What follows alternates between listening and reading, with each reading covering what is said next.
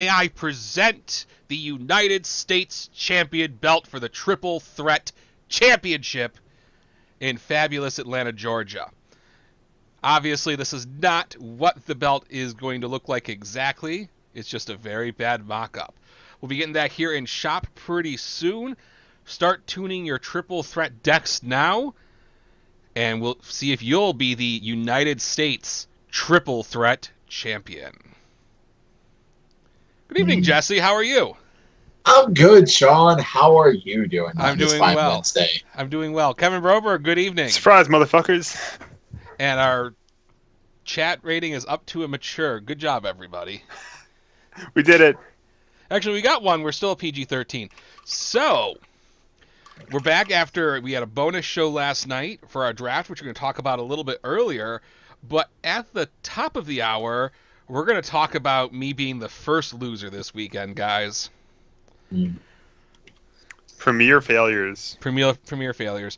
My Dr. Wily playing was just not good enough to beat that Ringman Menace from the Poughkeepsie PTC. Which, that deck is a menace. It's incredibly powerful. I don't know if you gentlemen had the chance to play against it. I played it twice and lost twice. Kevin Broberg, did you have the opportunity to play it? I did not. I think I may have played a previous version or a prototype version with some pickup games in Rochester after that PTC, though. So let's talk real briefly. We don't have the deck list up yet, but I can tell you what the centerpiece of the deck is, and that is Bloody Baptism. It's a card from the Blood Omen set, and it is... I respect this card now. 6 diff, 3 check, 4 low for 8 with a 3 mid block. Free E, if your opponent blocks this with an attack card, they lose 4. And then E, if this attack is preceded by a weapon attack, your opponent loses 2 and cannot play action cards for the rest of the turn. And so most people kind of like, ooh, 6 difficulty. No way, I'm not playing 6 difficulty. But Ringman has an ability, if this is your second attack of the turn, your check gets +3 and it gets 1 speed and 3 damage. Yeah, so it's even worse than a 6 difficulty because it asks you to precede it by specifically a weapon. It's really like a 7 difficulty attack, but Ringman, hold my beer, man. It's a 4 diff now, -3. Yeah. And radically more powerful. Yep. Just getting those effectively those free control checks, that free value, just jacks this card way up. And really, it's kind of, I think it's the centerpiece of that deck, right? Absolutely. I mean, there are other tricks in there, and there are just so many great weapon attacks off of all right now. You got Steel Resurrection. You've got Yamato Supia. I think that's the 4 mid for 4 that gets Spear. deuces. Yep. And you also have Curse Splat, which has been a staple on the all symbol since it's been printed. He's also playing Fire Sword and obviously Sagaki Offering. He had a great spread of attacks. It was like he caught me with a Fire Sword. You would like lead Fire Sword, and I was like, I can't. And he bloodlusted it for +2 speed, and I'm like, well, I can't block this now. One thing I really liked about the deck is the Curse Splat threat. He does run what is it? Quick and Precise. It's the J. Talbane Foundation that you commit for 1 speed and stun 1. Which, if he's got a couple of those lined up against you, that's really difficult to get by when you're losing 3 foundations on your own turn. Yeah, absolutely. I think an underrated aspect of this deck is just how much +2 speed can add up when you're playing a really solid aggressive deck like this. And Quick and Precise is like +2 speed that you can't choose not to block to not have to have foundations for half of it. It's just big numbers with fat-based stats and speed pumps on the staging area, and getting the job done. Yeah, Yep. I found playing as I was playing Dr. Wily. I played this deck twice. I beat him in rounds, but lost in the finals. And my best low block in my deck is Capsule Zap or Cowboy Battery. Except against this thing, if you block with one of those, you're losing 4 anyhow. And it's almost always coming in as a 5 low for 11. So you really want to block it. the amount of damage that attack puts together, it's like with Ringman, you're like it goes to the 5-0 for 11. You're getting the auto burn for 2 because he's always going to set it up for the attack first. It's like, damn. Well, he puts you in a no-win scenario either. I mean, let's say he leads off with a Kersplat or a Sagaki offering. You don't want to take 6 from the Sagaki, so you are going to block it. Yeah. Especially if he makes it bigger. And so you've got a card sitting in your card pool, then he hits you with a Bloody Baptism. And if you don't block, you take 6, and I was like, oh, he plays some Foundations and pass. Or he plays the Bloody Baptism anyhow and hits you for 17 if you can't block it all that turn. Or, I mean, you just riggedy wreck everybody. Yeah. Yeah, very well designed deck. Can't wait to see it posted. Yeah, it plays it's a really solid deck, and you will, and specifically that performance of that deck made me pick Ringman so highly in the draft yesterday. I'm like, good team stack. Let me tell you, it goes to the bin really hard, really quick. So the deck that came in second place, we're not going to spend too much time on because I think we've talked about this deck to death, and that is Dr. Wily 2 Dot. Doing normal Dr. Wily tricks, Skull Fortress, making free foundations when you blow them up, to Wily's ability, to Cycle Soldier's ability, to all of his other abilities. So it's super good. Yep, big beneficiary of the new champ card. How you like them apples? Because it likes playing cheap attacks and it likes drawing cards to find its best cards. It's a deck with cards that are much better than much better than replacement rate with Skull Fortress and Castle Zap. Mm-hmm. Yeah, so one card that deck I really respect more after this weekend is the Mysterious Mr. X. Getting to discard a card, add a foundation to your staging area, and destroy it. And had things gone just a little more right for me, I would have been able to win this weekend, because I needed a mid-block to not die, and the top card of my deck was an ally. Well, so I discarded a card, a low block, to Mr. X, added a premeditated attack to my staging area and destroyed it, and my top deck was a 2 low, but my next card would have been a 2 mid. So I was, oh man. Jesse, actually, before we get to Jesse, I'm gonna actually go ahead, Jesse. Sorry. Yeah, I came in third. I'm happy. Not gonna complain. I wait till you see my deck list. The sideboard is complete garbage. I used exactly one card in my sideboard all weekend. I have figured out that I took out Skull Barriers out of my Tomahawk Man deck. They need to find their way back into my sideboard. That's all I figured out this weekend. But offensive prepared fights when you have no foundations are so good. And even better on defense when Tim Keefe played a Thunder Beam on me. He's playing Dulcine, plays Thunder Beam on me. And I'm like, he does both effects, pumps it up, and I'm like, does his zone change? And I'm like, all right, prepare to fight you. And he's like, okay. And I'm like, prepare to fight you. He's like, okay, prepare to fight you. And I just took all 3 of his foundations into his card pool, and he's just like, well, not what I expected to happen here. That's pretty much game over, right? Like, that's at the end of his turn. He has no board. And you're going to draw 6 attacks. You pay 1 foundation, I drew 6 attacks, and just vomited my hand on him. Speaking of Tim Keefe, the world champion showed up playing Dalsim. Mm-hmm. I actually had the misfortune of playing him twice. First time in rounds where he booty bopped me, and then the second time in elimination where he had the misfortune of getting a game loss, and I was able to get booty bopped and then win after that. And so I think the A+ card in his deck, there are 2 A+ cards that really make him viable. The first is Stretch Kick. Another card that I have a lot more respect for after this weekend. It's a 4 4. Gives your next, if it's received a speed and damage bonus, which it probably did with Dalsim, your next attack it's a pair of deuces. And what it really helps set up is a Kika show. And this is another one of those no-win scenarios that I felt like I was in against the Ringman deck. Because if you have a 6 low for 6 Stretch Kick and you decline to block it, you're going to take 8. right? If you do block it, let's say it's a full block, you take 0, and then he's going to play a Kiko show, which comes in at an 8 mid for 8.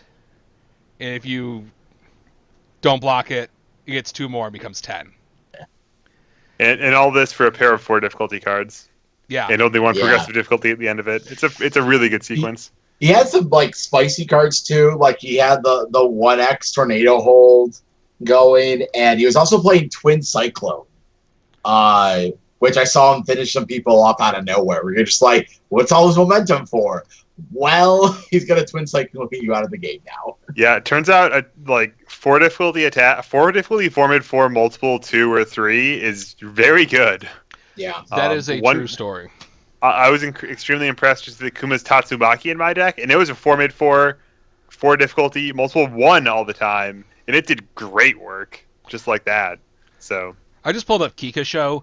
For those of you not familiar with it, I think this card may be criminally underplayed right now. It's a 6 diff 3 mid for 6, but if your last attack is blocked, it becomes a 3 mid 6 mid for 6. And 3 diff, yeah. Yeah, 3 diff. So you can't stop it, you can't bounce it. It's just really annoying. And you can add a kick from your card pool to your momentum, like a stretch kick. And if it's 6 or greater, you get to ready a foundation. Yeah, so those 4 difficulties are really like 3 difficulties because it gets a ready a foundation if you are unfortunate enough to have to tap one. I think we might be a little bit behind the times, Sean. I think a lot of people have encountered these kind of synergies before, and have just been building more decks, playing more UFS than us, perhaps. I know Jesse had a Dalton deck that was doing this several weeks back before the Rochester PTC, and it was a spicy combo then. It's still a spicy combo now. Just a bit of a different tuning, different angles to look at it from. Oh yeah, this was Dick Brown was going to play it at our PTC if he had made the appearance. And there's like not a lot. The only major difference is this version's playing Thunder Beam and Tornado Hold, and mine was playing for Navos because Navos. Yeah. Well, I imagine the world champion is going to tinker with this a little more, and I would not be surprised when he shows up to the national championship in Atlanta that he may show up with this deck. I think it's good enough to make a very deep run. I think it's very flexible. It does seem flexible. That's funny. And, who'd have thought? Who'd have thought? And I think he make a deep run and possibly win with this, especially with some more tuning.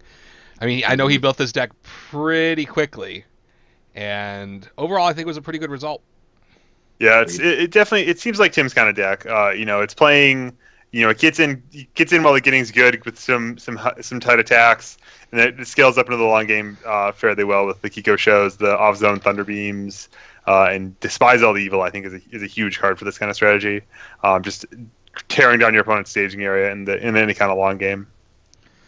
All right, one last deck to discuss tonight. Kevin Broberg, your deck list will not be posted. Really?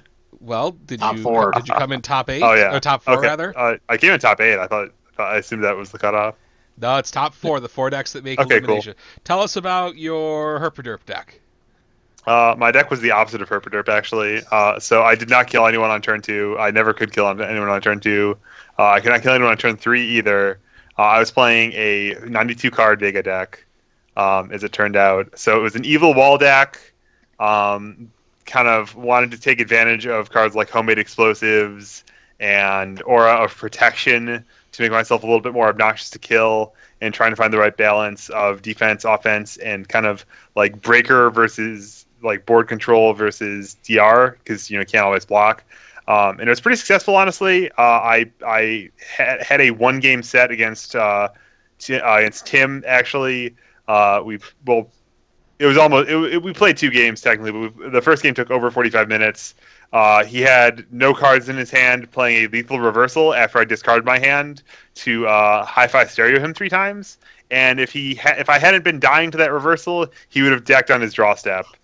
And I could have just stared at him and held the pile of blocks and triple oafed in my staging area and been okay. But I wanted to try it. I didn't want to give him the chance to draw a stretch kick, because I've been at 1 life for a long time, and stretch kick has a deadlocky that burns your opponent. That seems like a bad time. So I decided to go for it, and it didn't work out. And then I lost a tight 3-game set to Giggles, luck stacking me really hard with a fat stack of checking literally only 5s against Vega. It's pretty unfortunate because Vega punishes people who keep hands with 2 foundations, but not when they check all 5s. Yeah, and the other big trick I had was I was playing this really fun package that I've been trying to find room for in a long time, which is combining Mysterious Mr. X with completely off symbol Breaking Bread and Hi-Fi Stereo.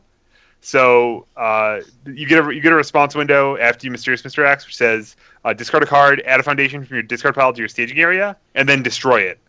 So you get to respond between those 2 events.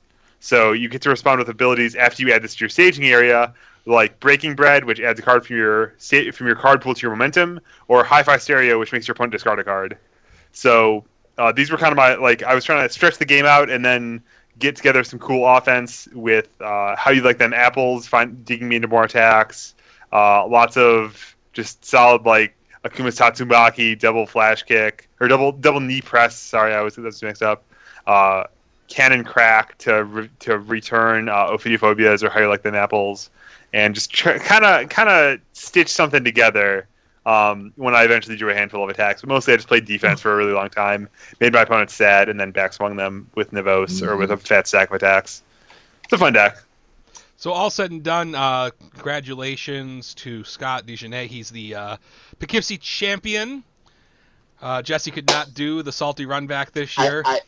I tried. I thought I was. I got. Multiple. I went to game 3 against Scott both times. It's just, man, I just thought couldn't the one turn. I'm like, I'm at full. And I got no other outs. He has to kill me this turn or he's dead. I put him to 6 on turn 2, and I'm like, all right, I'm at full. I think I'm good. And I had no trick card. I look at my hand. I'm just like, I got no tricks here. And he just walloped me. I'm just like, all right, fire storm or sword, whatever the big swordman attack, into Bloody Baptism, into Not Over Yet, into Crisplat, into Steel Resurrection. I'm just like, oh man, that's a beats. Yeah, I imagine. So do you think that Ringman has, based on your experiences playing against it, do you think that Ringman has what it takes to hold up over a longer tournament?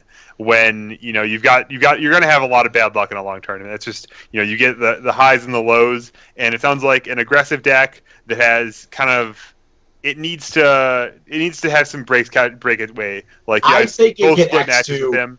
I think the positioning right now, it can X2 nationals, and it could be a really good team stack because there's just some guys it bops.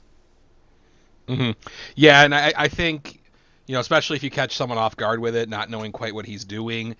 And there's so much zone mix-up in there. There's highs, mids, and lows. And I mean, that's how he got me. I didn't expect him to attack me with a mid-zone attack and didn't have the block. I held on to some lows so I could block the giant Bloody Baptism, and he's like, LOL, no baptism this turn. 6 mid 6, idiot. Yeah, one thing I really like about his zone mix-ups in particular, compared to a lot of decks I've played with zone mix-ups, is that his are all really fast, too. He's playing multiple, 5 and 6 speed type attacks, pumping them faster than that, too. And a lot of decks, you'll play... if you're just, zone mixing up with 3 speed attacks or 2 speed attacks, I can just hold foundation blocks. But when I don't know if I need to block a 6-speed mid or a 6-speed high or a 4-speed low, I might just end up I really want to have a +0 block on each of those zones, and that's just not possible most of the time. Absolutely. So, gentlemen, just to wrap up on the Poughkeepsie PTC, it was a 12-man tournament, so kind of a disappointing turnout. It was a 4 Swiss round event, clean cut 3-1s, got into top cuts. Yep. Hopefully, the next PTC has slightly better attendance. I think that might be helped out by hopefully having a set by the time we actually won't have another set before the next PTC, which is Guelph, a week from Saturday. But hopefully, as we approach the 2 national events and get ready for Rockford afterwards, there's some new cards in people's hands that they're going to be excited to show up and play a tournament. Yep. All right, moving on. Last night, for those of you who were cool and tuned into our Top Deck Heroes special, we did a character draft. So in this draft are 4 regular hosts, not including myself. Jesse, Kevin, Slam, and Piglet. So our 2 regulars and 2 guest hosts showed up, and they drafted a team of 20 standard characters. They're going to be earning points based on their performance in PTCs and national events. And let's bring up the list of everyone's team. We're not going to go over it in too much detail here. Just the first few picks. The first picks, Slam had the first pick of the event, and he first picked base. Then Metalman went to... then Grant went to Jesse, Metalman to Piglet, and Kevin rounded off the first round with Yamato Man. I think 4 pretty solid picks there. We'll leave this up for a minute so people can check out the teams. Guys, why don't you talk a little bit about your experience here, having to draft a 20-character UFS team? I'll go first. It was interesting. I would say by the 10th pick, everything beyond pick 10 was like you're shooting in the dark. You're kind of hoping for a finish here and there. Like, that was my whole plan. I'm like, I pretty much went from, I took my picks to win early, and everything else was, I'm hoping going to ride a champ card to a championship. I'm hoping we'll see a Grant win one of the 2 nationals or be on a nationals team finish. Same with Keith Despero. Same with my team with Tomahawk, man. It's like, let me tell you, I want those, like, I understand there's a good chance they'll get a finish here and there, but I want the big one. I want the big points. Those are gonna win me this thing. Kevin Roberg, what did you think? I kind of just had a list of characters that I I just kept tweaking it as picks went down. You just kept going through and saying, well, who do I think is the next best character that isn't on the list so far? And it was a lot of fun trying to dynamically identify that. I definitely remember there were a bunch of times where like a person was like floating right up at the top of my list, got sniped by Piglet.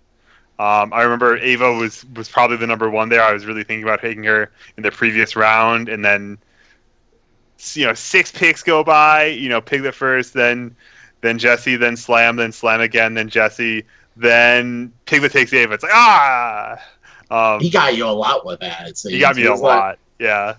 We're on the same wavelength, I guess, because, I don't know. Team Canadian heel turn, brothers in arms forever. So, yeah, it was a blast. I loved doing it. I encourage everyone else to do it because it's a lot of fun. I have hopes for everyone who got picked. I think that they were all these characters are competitors, and it's really more a matter of... Are you sure Caden 3 is a competitor? He was picked. He was Piglet's last pick. So here's the story about Caden 3, right? The story about Caden 3 is that when your opponent plays a high attack and you block it with Pulled My Trigger, you put Pulled My Trigger back in your hand, and they destroy a Ready Foundation that's face up. And then they play another high attack, and you block with Pulled My Trigger again. And you call them an idiot. And then the next turn, they're like, well, he's out of Pulled My Triggers now. They attack you. You set to 0 speed, and you block with the other Pulled My Trigger in your hand, because you play 4 of that card. And it's incredible. So 0 points will be gotten from Caden, everybody at home. So I will bet you that I could have top 4 the Poughkeepsie PTC with Caden.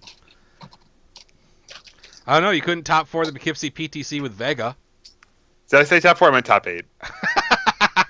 I did mean top 8. Alrighty. Moving on to the characters that weren't picked. These are our undrafted characters. I mean, do you think we missed anyone? Like, in the 80 characters that are like the top, we picked the top 80 characters in the format, right?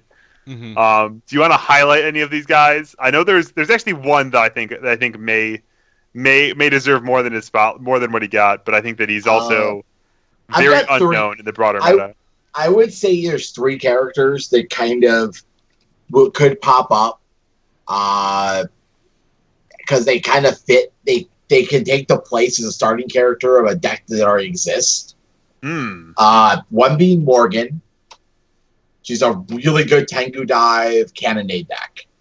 Is that a deck though? Yeah, it could be. I think so. It's a Tengu. If if Tango Man can play it, why not run it in with this plan?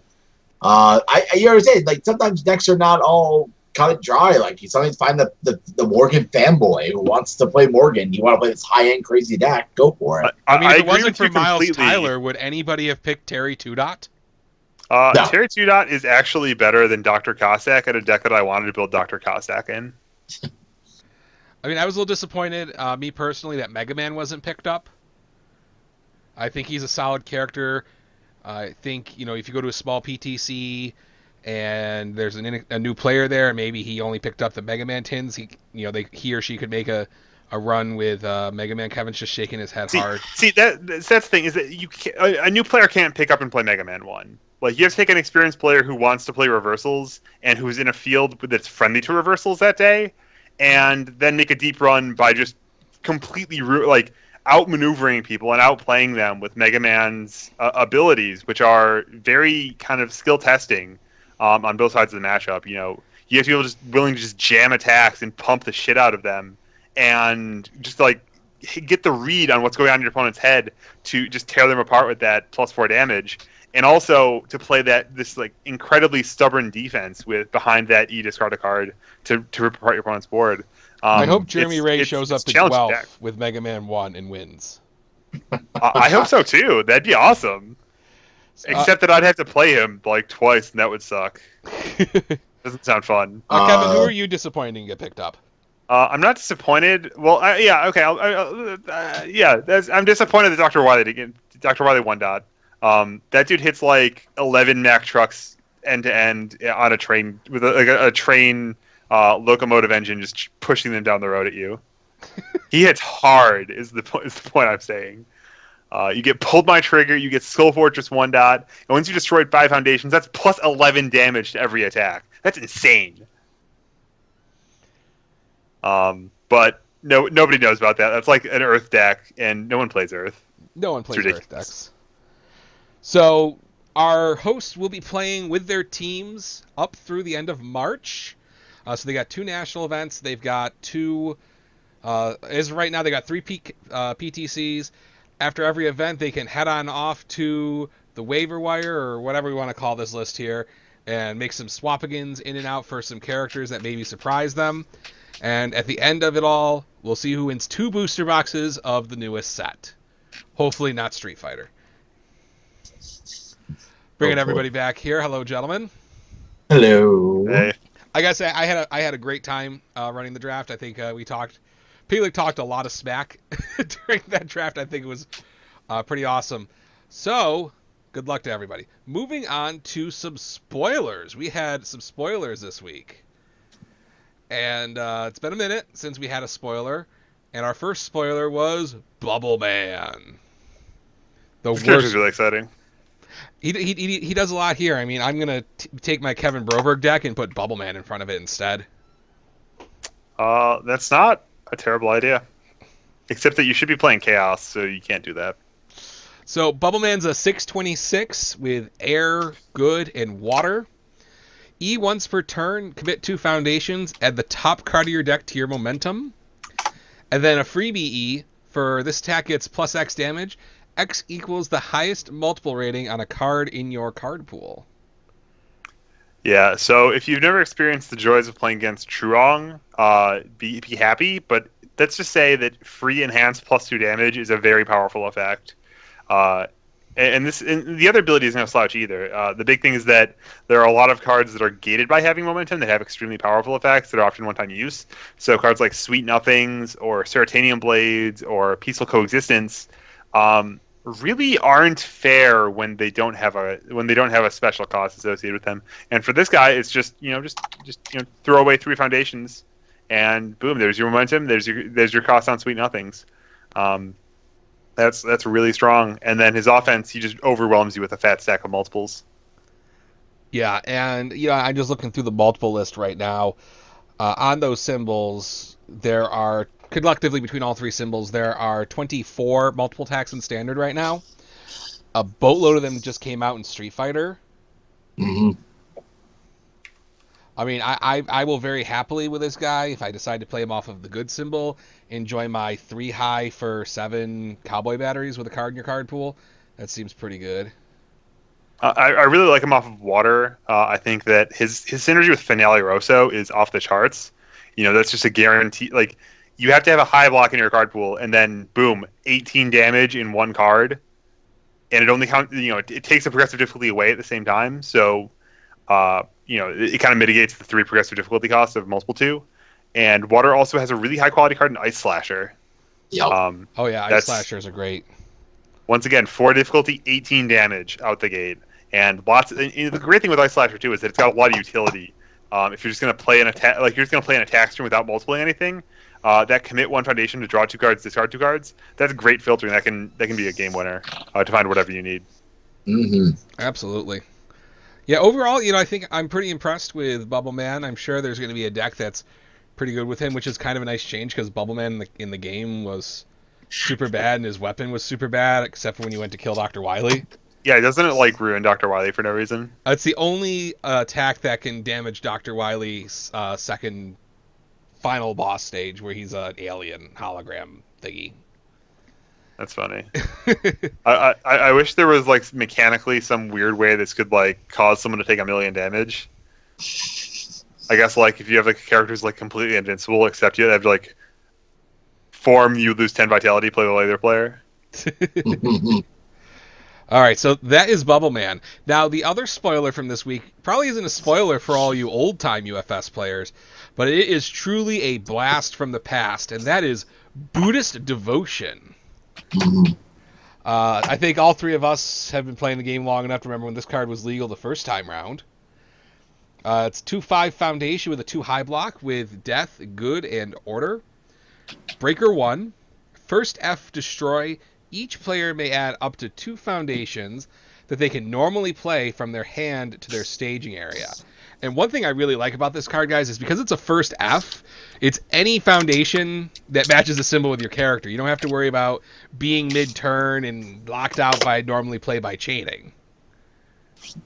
Yeah, if you have any death, you really want to have 2 symbols with your cards most of the time. So if you're you wouldn't want to use this to splash something while also splashing Buddhist Devotion. But if you're a good plus death deck or something, this could do some really spicy options like that. I hadn't thought of that. Mm-hmm. Yeah, I think this is, chat brings up that this is very similar to Turbo Man's form. This is really kind of the inspiration, I think, for that ability. Yeah, I totally got that from here when I designed him. LOL. And so if you've played with Turbo Man a little bit, you've been introduced to the kind of the ultimatum this brings, where if your opponent's playing Turbo Man, you might hang on to a 3 difficulty foundation. You might be a little bit more conservative on your build turn because your opponent's gonna let you drop some for free. And at the same time, though, you're never sure if you can really safely throw those cards away because your opponent's getting a big boost in their own resources to try to run away with the game on their attack string. Mm-hmm. Mm-hmm. Yeah, I think this card's going to make a lot of interesting play decisions. It was a interesting play decision back in 2007 when this card came out the first time. And by the way, for those of you keeping track at home, this is actually the 3rd release of Buddhist Devotion. Yep. So bring up a blast from the past here. I gotta find some I gotta find my foil. I know I have foils of this somewhere. I gotta find them. And this, I noticed when I was doing the graphics for the show, that the art for the new Buddhist Devotion is different from the old one.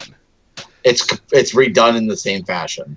Yeah, so it's not a direct reprint. It's got new art, so it's just done in a different manner. And I think the new one looks sharp. But I know me personally, I'm gonna dig out my foil 4-point Buddhist Devotions so I can have the super swank. But will they be swankier than the foil new Buddhist Devotions? True. Oh, that's right. This will be in platinum, and all of platinum is foil. That's really everything's foil. Everything. I do like the effect on the text box of the new one, where you can see the Zeltzerike in the back, and it's got a little cave-looking thing. The effects they're putting in the borders, in the text boxes of the cards, I think really make our cards look a lot more modern now. Yeah. Yeah. It looks fantastic. I can't wait. They put that's the castle. Yeah, Zeltzerike, isn't it? Yeah. No. It looks like the original Zeltzerike castle art. Yeah. But I can't confirm. Actually. Well, you probably could confirm. If Oh, you, it's I couldn't bring it up on or when I was at work earlier, but it's maybe it's different. It does look different. but it's super sharp. I think we can all agree on it looks that. like the art from Makai Realm. That's it. Yeah. Like Yeah. very. Yeah. It's a It- big. it looks great. Yeah. In any case, yeah, it does look great. So those are our 2 promos for this week. I hope Jasco Games keeps giving us more previews for the rest of the week. I don't want to be stuck on this. We get 2 previews a week and then we never hear from them again kind of deal. Because I'm excited to see what's in this set, and I'm hoping we get it out pretty soon. I need to open some packs, man. I got the itch. And I don't want to have to go buy Magic cards or Meta X cards. That'd be awful. There is a Magic pre-release in 2 weekends. Ooh. Concurrent with the Guelph PTC, so we're not making it to the Saturday one at least. But if it ends up being a one-day event, we could go on Sunday. Nah, man, it's football season. Dude, Sean, we can go deep. We can go to the midnight pre-release on Saturday morning. Oh, you guys are crazy. You're a nutter. We're not doing that. Moving and then on. chain into the PTC, the 3-hour drive, like sleep on the 3-hour drive. Moving Let's go. on. Here's the list of upcoming events. Mm-hmm. So Poughkeepsie PTC, that's already happened. Ignore that at the top. After that, we have the Guelph PTC. For some reason, it's still saying at the Afterlife Video Game Lounge. I'm going to hold on and fix this graphic. Sorry, guys. Talk for a minute while I fix the graphic. All right. So Kevin. Yeah. So me. So you. I have a question for you. What you got? So there is a second reprint card from the Darkstalkers 2007 set. Oh my god! I hate speculating. Come on! Give us. I hate speculating. Come on! It should be Lord of Makai. I would love this card back in standard. We know that +1 blocks are acceptable now. We know that +1 blocks are foundations. We've seen some powerful 6 checks. The well-earned relaxation. Great card. I think that it's time for a 2/6 +1 high block. Enhance, get a momentum on every single attack. And E-commit, add a card for momentum to your hand. It is time for this card to return to the UFS arena. I'm not trolling at all here. This card's great. Everyone needs free momentum in their life. It's not unique. It's very, very fair and very well balanced. It's not 4 symbols, so everyone gets to have some fun. As long as you're playing Air, All, Chaos, or Order, which are the only real symbols in the game anyway. Oh my god! I'll hype for the big Cyclone. That's my card. I want to punish somebody for trying to play discard. Be like, no, eat it, eat it. Oh, Jesse. are you doing that Tatsumaki Warn from Battle thing? How unfortunate! I have 2 big Cyclones in my hand. How unfortunate! How about God of Metal, the card that completely I can't say this on a family broadcast about what it did to the brains of the rules committee back at Sabretooth when they invented this and then thing that was the magic words that completely ruined everything for everyone because they didn't want it to be discard. And then, Sean, can you bring up God of Metal? God of Metal, I can do that. A And +1 mid block with Breaker 1. Yup. Each player adds 2 cards from their momentum to their hand, and then adds 2 cards from their hand to their momentum.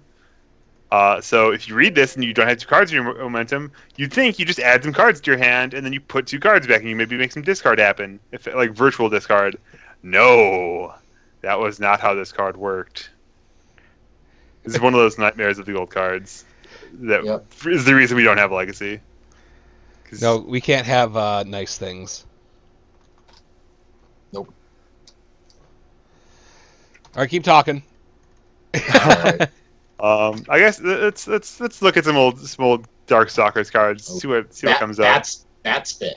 Bat Spin. Oh, this is the wrong Darkstalker set. Darkstalkers. What does Bat Spin do? Is that Bat Spin is a 4/3 mid for 4 3 high for 4.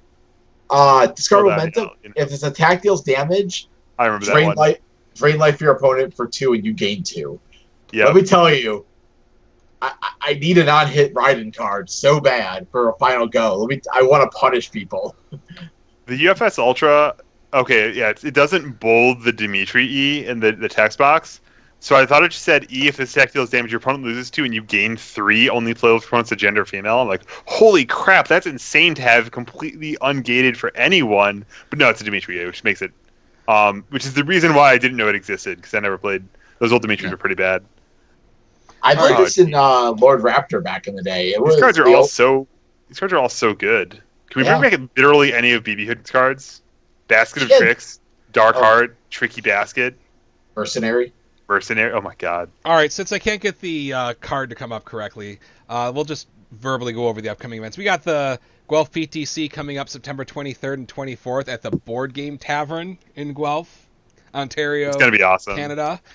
We're going to drink and play UFS and be merry. September 30th to October 1st, we have the UK National Championship, a.k.a. Kevin Wins 2 Champ Cards. September 30th to October 1st at Patriot Games.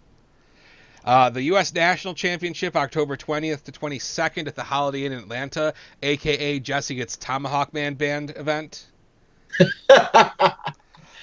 After that is the Rockford PTC, November 11th and 12th at Top Cut Comics. And then lastly, the Reno PTC at December 2nd and 3rd at Games Galore. So we have 5 events between now and the end of the year for you guys to earn points in the Super Draft.